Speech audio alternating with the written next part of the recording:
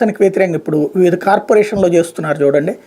అక్కడ ఉన్నటువంటి వాళ్ళకి వ్యతిరేకంగా తీర్మానాలు పెట్టేసి వాళ్ళని దించేయడం, మేయర్లని, డిప్యూటీ మేయర్లని, చైర్పర్సన్స్ని, అట్లాంటి కాన్సెప్ట్ ఇక్కడ కూడా ఇప్పుడు ప్రస్తుతానికి ఇంతవరకు అవ్వట్లేదు.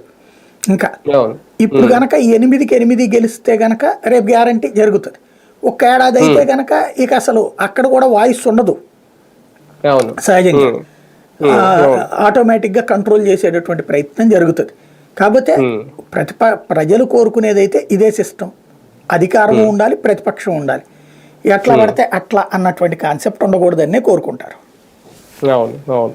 కానీ వీళ్ళ లేవనెత్తిన సబ్జెక్టులోకి వెళ్తే బీసీల రాజీనామా అనేది నిజంగా బలవంతంగా ఒక ఐఏఎస్ అధికారి వెనకుండి చేయించారా, బలవంతంగా రాజీనామాలు చేయించారా? ఐఏఎస్ అధికారి సంగతి పక్కన పెట్టండి. ఐఏఎస్ అధికారి ఏమన్నా రౌడీనా బెదిరిస్తే ఇల్లు బెదిరిపోవడానికి?